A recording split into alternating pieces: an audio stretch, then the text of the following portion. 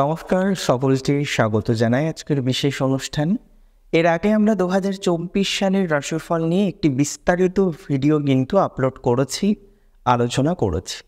তবে আমি কথা দিয়েছিলাম বোনাস রাশিফল আসবে 2024-এর বোনাস রাশিফল, এবং তার সাথে বৃষ রাশির যে 3টি নক্ষত্র অর্থাৎ কৃত্তিকা নক্ষত্র, যার গণটি হলো দেবারি গণ, নরগণের নক্ষত্র বা বলা যেতে পারে রোহিণী নক্ষত্র, এবং তৃতীয় নক্ষত্র যেটি কিনা মঙ্গলের মৃগশিরা নক্ষত্র, যাদের গণটি হলো দেবগণ। এই 3 নক্ষত্রের জাতক জাতিকাদের নিয়েও আমাদের কিছু স্পেসিফিক প্রেডিকশন থাকবে আজকের অনুষ্ঠানে, এবং তার সাথে কিছু রেমেডি, কিছু শর্টকাট বা হোম রেমেডিজ নিয়েও আমরা আলোচনা করব বা চেষ্টা করব আলোচনা করার। দেখুন, 2023 নিয়ে নতুন করে বলার কিছু নেই। বৃষ রাশির জাতক জাতিকাদের রাশির দ্বাদশভাবে রাহুর অবস্থান এবং একই সাথে রাশির ষষ্ঠভাবে কেতুর অবস্থান অনেক বিষয় নিয়েই জটিলতা এনেছে, এবং তার মধ্যে সর্বাধিক জটিলতার যদি কয়েকটা বিষয় আমরা আজকে আইডেন্টিফাই করার চেষ্টা করি, তাহলে প্রথমে থাকবে স্বাস্থ্য। আমরা দেখেছি বৃষ রাশির জাতক জাতিকাদের স্বাস্থ্যজনিত বিভিন্ন রকম সমস্যা। কেউ ভুগেছেন থাইরয়েড নিয়ে, কারোর ক্ষেত্রে স্বাস্থ্যজনিত সমস্যা একটু অন্যরকম এসেছে, হয়তো আপনার হার্টের প্রবলেম ছিল বা ক্রনিক কোনো ডিজিজের সমস্যা, পেটের সমস্যা, এগুলো কিন্তু ডে বাই ডে ডেভেলপড হচ্ছে এবং আপনাকে অ্যালার্জি সহ নানা রকমের আদার কমপ্লিকেশনের মধ্যে কিন্তু নিয়ে এসেছে ডেফিনেটলি বৃষ রাশির জাতক জাতিকাদের। এখন প্রশ্ন হলো, আমরা আলোচনা করব যে স্বাস্থ্য 2024-এ কতটা ইমপ্রুভ করতে পারে। দ্বিতীয় যে বিষয়টি নিয়ে আমরা দেখলাম সেটি হলো প্রচুর ব্যয়, প্রচুর পরিমাণে খরচ হয়ে যাওয়া, এবং দ্বাদশভাবে গুরুচণ্ডালীর যে প্রভাবটা আপনাদের ছিল এবং ইন্ডিভিজুয়ালি যখন রাহু অবস্থান করছিল সেখানেও কিন্তু প্রচুর পরিমাণে সমস্যা আপনারা ফেস করেছেন, মূলত অর্থনৈতিক বিষয়ে, মূলত এক্সপেন্সের ক্ষেত্রে, মূলত আপনাদের সঞ্চয়ের ক্ষেত্রটা কিন্তু যথেষ্ট পরিমাণে আপলিফটেড হয়নি। এটা একটা সমস্যা আপনারা ফেস করেছেন। এবং দশমস্ত শনি যখন রেট্রোগ্রেড মোশনে গেলেন 2023 সালে, তারপরে 4 নভেম্বর পর্যন্ত কর্মজীবন নিয়েও কিন্তু নানা রকমের জটিলতা বৃষ রাশির জাতক জাতিকাদের দিয়েছে।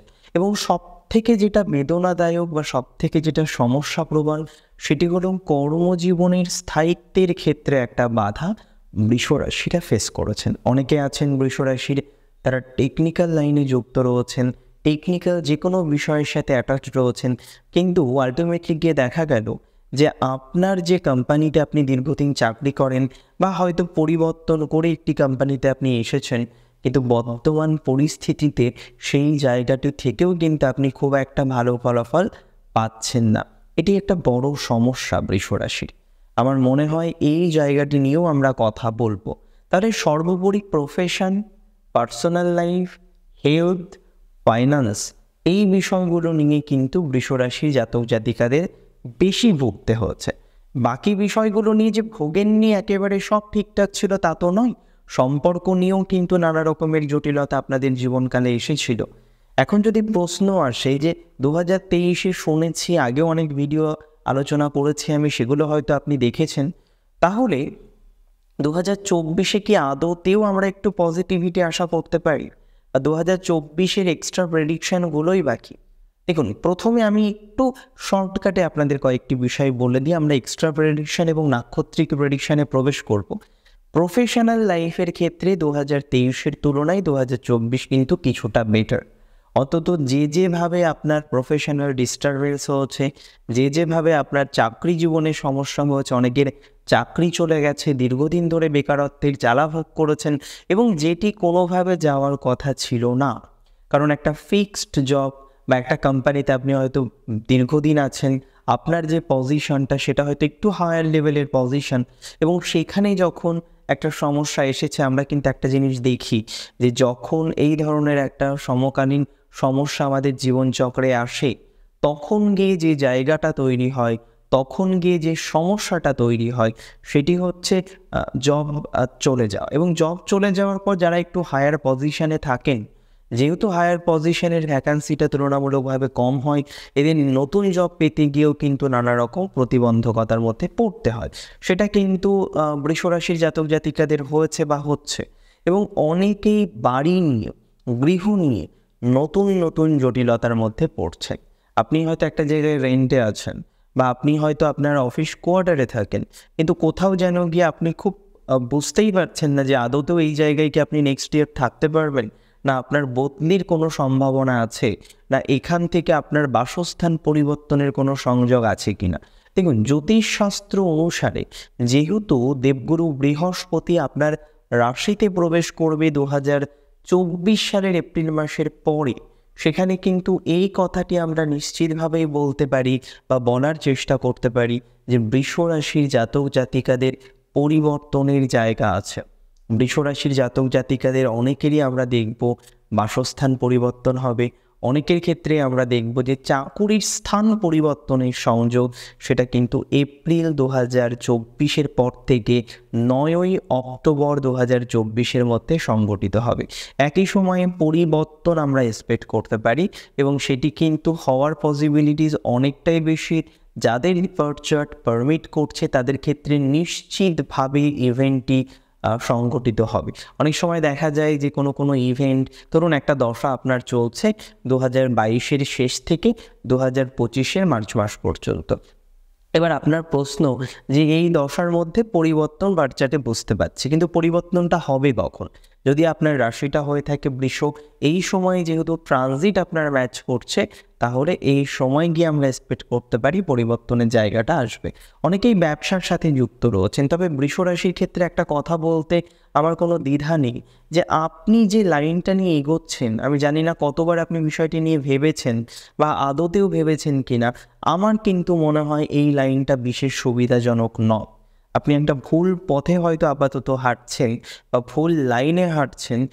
আমার মনে হয় অন্ততপক্ষে বর্তমানে আপনার যে জায়গাটি আপনি ব্যবসা থেকে তৈরি করতে চাইছেন, সেখানে কিন্তু বারবার অন্তরায় আসছে, এবং বেশ কিছু টাকা আপনার অলরেডি কিন্তু আটকে গিয়েছে।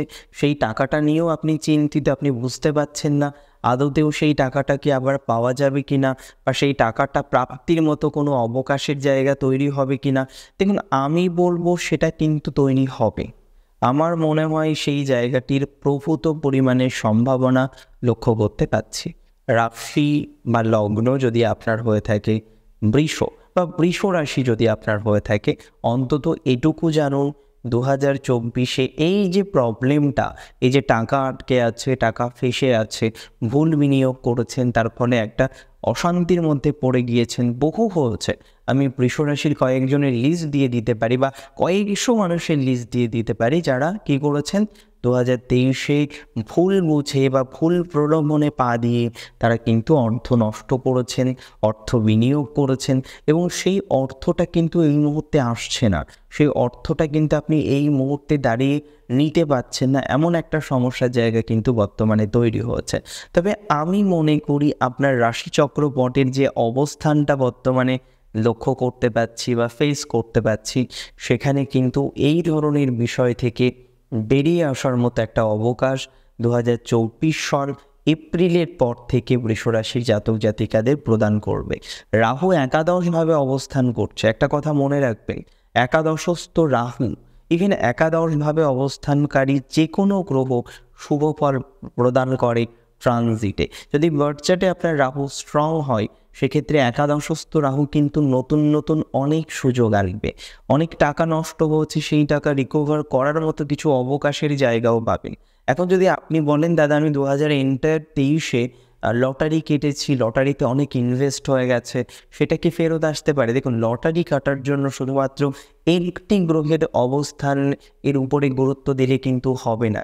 এর জন্য প্রয়োজন বেশ কিছু গ্রহের পজিশনটাকে অ্যানালাইসিস করা, এবং একই সাথে জন্মছকের একটু নিখুঁত বিশ্লেষণ, যার মাধ্যমে আমরা কিন্তু বোঝার চেষ্টা করতে পারবো যে একজনের আদতেও ফাটকার ভাগ্য আছে কি নেই।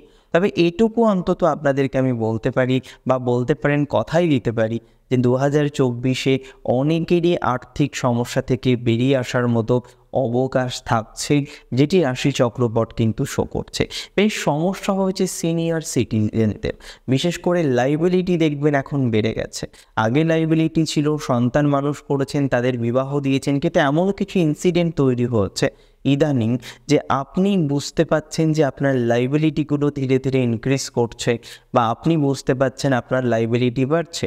অ্যাজ এ রেজাল্ট আমরা দেখব একটু বয়স হয়ে গিয়েছে, হয়তো 50-45। দেখুন, একটা কথা মাথায় রাখতে হবে, এজ ডাজন্ট ম্যাটার, বয়স শুধুমাত্র একটা সংখ্যা।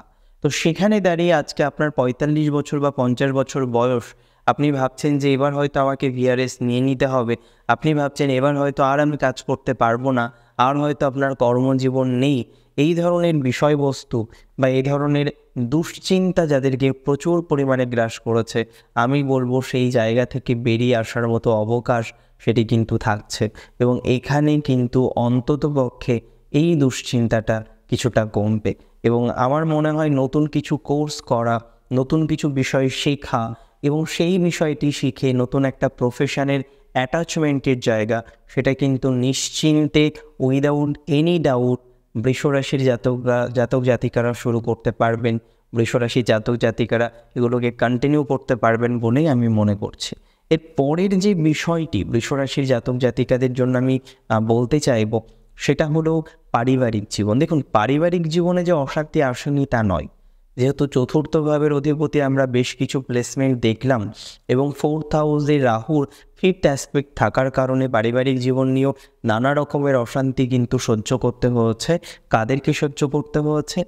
এই রাশি বৃষ রাশির জাতক জাতিকাদের। তবে আগামীতে আমরা এটা খেয়াল করতে পারবো, যেহেতু দেবগুরু বৃহস্পতির প্রথম থেকেই অ্যাসপেক্টটা আমরা 4th হাউসে পাচ্ছি, এবং 4th-এর যে লর্ড তার অবস্থান কিন্তু আমরা 16ই জানুয়ারি থেকে দেখতে পারবো যে আপনার রাশি সাপেক্ষে রাশির নবমে আছে। এটি কিন্তু কিছুটা ধনাত্মক ফল দেবে, পারিবারিক বন্ধনের ক্ষেত্রে কিছুটা ধনাত্মকতা দেবে। তার আগের টাইমিং কিন্তু খুব ভালো নয়। ওভারঅল 2024-এও শত্রুতা থাকবে, 2024-এও কিন্তু শত্রু নিয়ে সমস্যায় পড়তে হবে। এবং বৃষ রাশি দেখুন, কালপুরুষের রাশিচক্রের 2য়তম রাশি। এই রাশিটি ধর্ম, অর্থ ত্রিকোণের প্রথম রাশি। এবং হয় কি, একটা পরিবারে হয়তো 4 জন ভাই, তার মধ্যে একজন হচ্ছে বৃষ রাশি, এবং সে সবার প্রথমে আর্নিংটা শুরু করলো। এবার সে কী করবে? তার আর্নিংয়ের মাধ্যমে তার পরিবারকে চালানোর চেষ্টা করবে, তার ভাইদের মানুষ করার চেষ্টা করবে।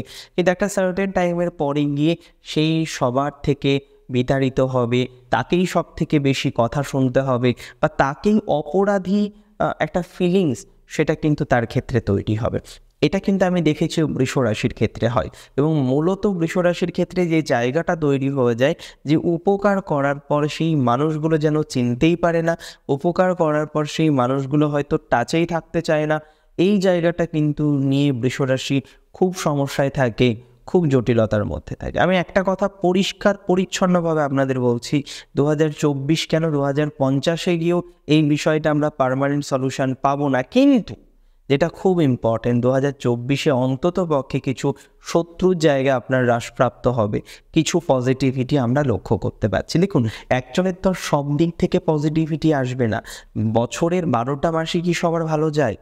সপ্তাহে 7 দিনই কি সবার ভালো যায়? কিংবা 24 ঘন্টায় কি আপনার ভালো যায়? হয়তো না।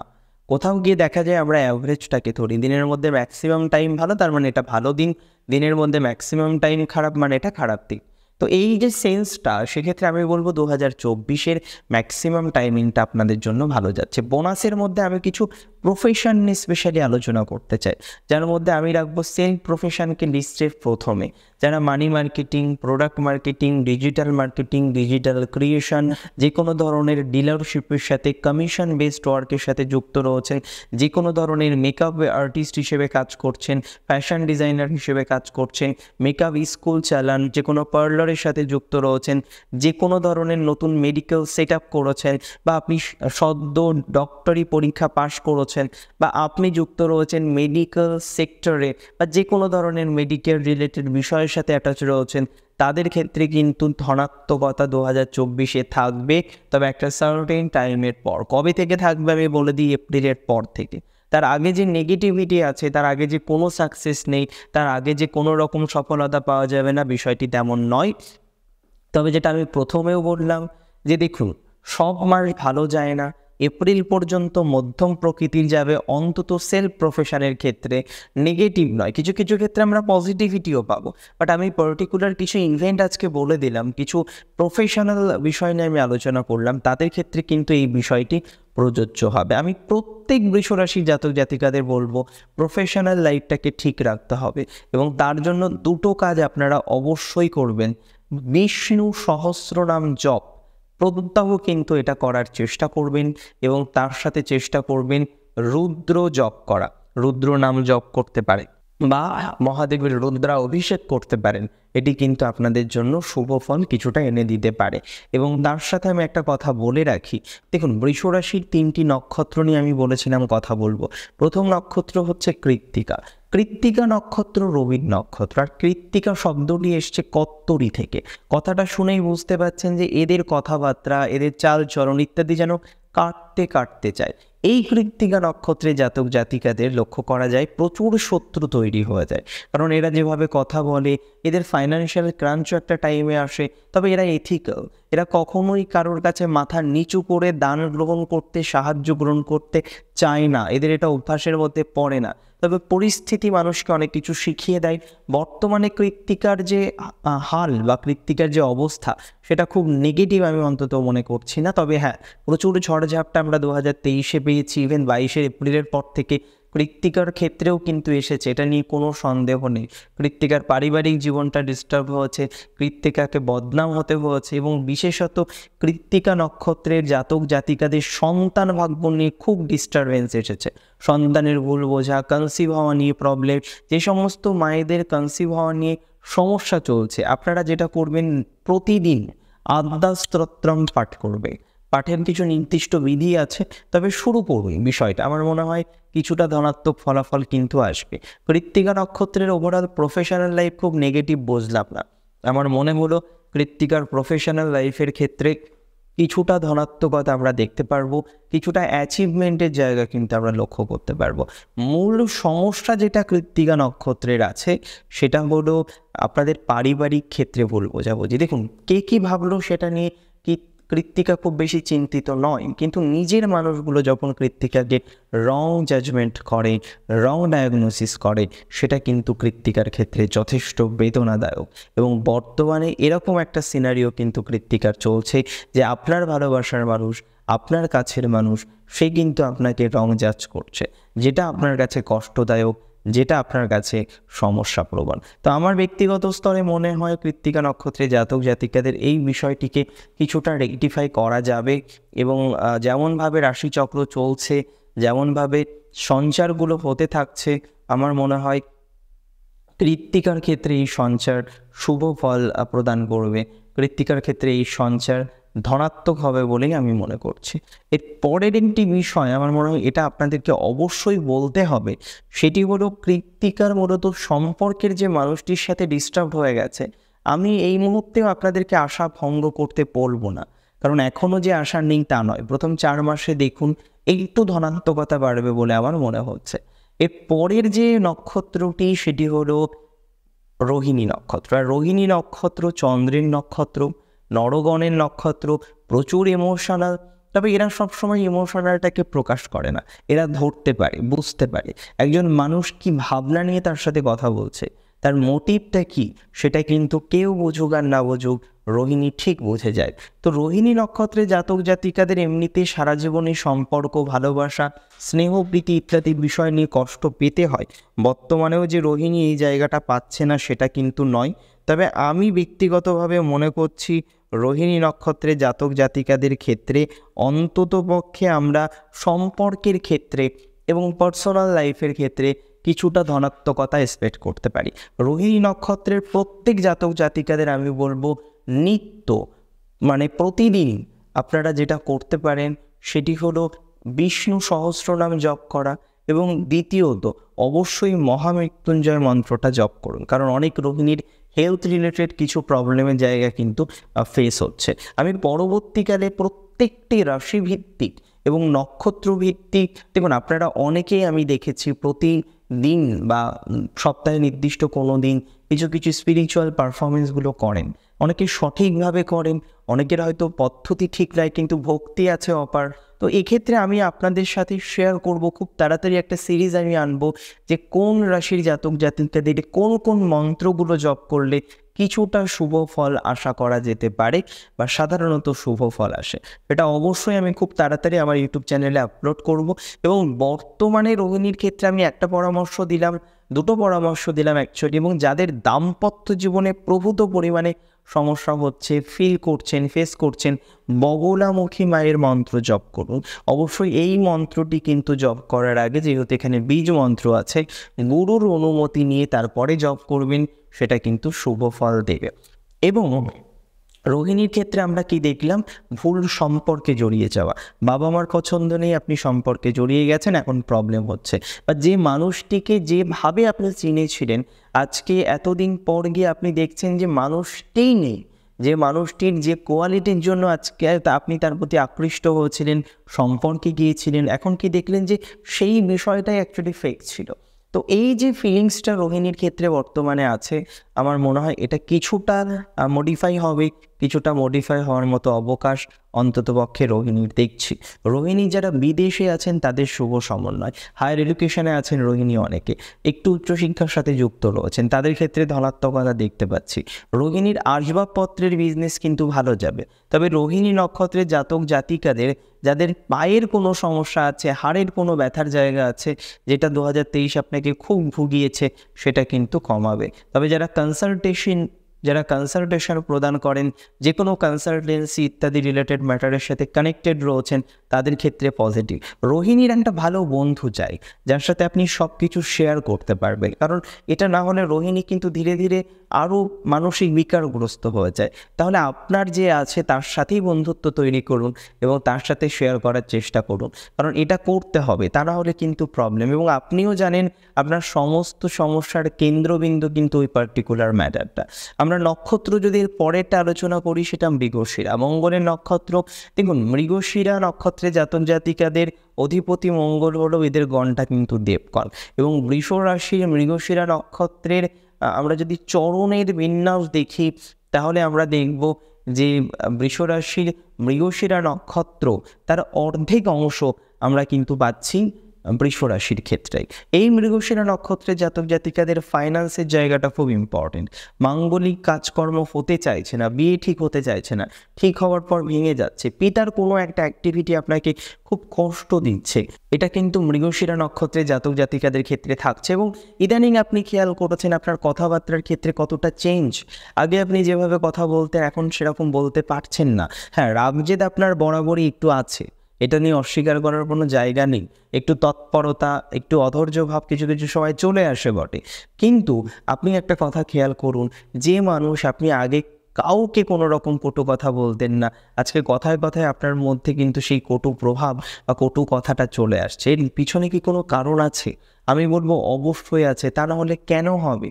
তো এখানে দাঁড়িয়ে আমার যেটা মনে হয়, আজকে যে বিষয়গুলো চলছে, যে ধরনের বাক্যালাপ আপনি করে ফেলছেন, সেটা কোনোভাবেই সঠিক নয়, এটাকে নিয়ন্ত্রণ করার প্রয়োজনীয়তা রয়েছে। এবং আমি মনে করি মৃগশিরা কিন্তু চাইলে এই বিষয়টিকে নিয়ন্ত্রণ করতে পারবে। এবং পিতার যে হেলথ ইস্যুস, মায়ের যে ব্যথা শুরুর প্রবলেমটা বর্তমানে চলছে, সেটা কিছুটা রেকটিফাই হবে বলেই আমি মনে করছি। যারা খুব হায়ার লেভেলের এক্সামিনেশন দেওয়ার জন্য পড়াশোনা করছে, প্রিপারেশান নিচ্ছে, তাদের ক্ষেত্রে ধনাত্মকতার জায়গা কিন্তু অনেকটা বেশি ইনক্রিজ করবে। মৃগশিরার ক্ষেত্রেও আমি কয়েকটি পরামর্শ দেবো, এবং প্রথম পরামর্শ যেটি দেব সেটি হলো মহাদেবের রুদ্র অভিষেক করার জন্য। দ্বিতীয় পরামর্শ যেটি আমি আপনাদেরকে দিতে চাইবো সেটি হলো প্রত্যহ শুক্র গায়ত্রী জপ করার জন্য। এবং তৃতীয় যে সাজেশনটা আজকে মৃগশিরা নক্ষত্রে জাতক জাতিকাদের থাকবে, সেটি মেডিটেশন করার জন্য এবং দুমুখী রুদ্রাক্ষ একটা ধারণ করতে পারে মনকে নিয়ন্ত্রণ করার জন্য। দেখুন, আজকের অনুষ্ঠানের বেশ কিছু উদ্দেশ্য ছিল, যার মধ্যে প্রথম উদ্দেশ্য ছিল কিছু এক্সট্রা রাশিফল আলোচনা, সেটা অবশ্যই আমি করেছি। দ্বিতীয় উদ্দেশ্য ছিল নক্ষত্রগুলিকে পার্ট বাই পার্ট যদি আলোচনা করা যায় তাহলে কেমন রেজাল্ট আসতে পারে, সেটা কি ভালো হবে না খারাপ হবে, না কোন কোন স্পেসিফিক বিষয়ের ক্ষেত্রে আমাদের একটু বেশি মনোযোগী হতে হবে, আমি সেটি নিয়েও কিন্তু আলোচনা করেছি। এবং সর্বশেষ আপনাদের অনেকেরই বক্তব্য থাকে, দাদা আপনি সাজেশন দেন না, যে কোন মন্ত্র জপ করলে একটু বেটার হবে, কোন কোন মন্ত্রগুলো আমরা কন্টিনিউ করতে পারি, আজকে কিন্তু সেই সাজেশনও আমি আপনাদেরকে প্রোভাইড করেছি। আজকের অনুষ্ঠান কেমন লাগলো আমাকে জানাবেন। আর প্রচুর পরিমাণে আপনারা ভালো থাকুন, অনেক বেশি সুস্থ থাকুন। আজকে এখানেই শেষ করছি। জয় শ্রী গণেশ।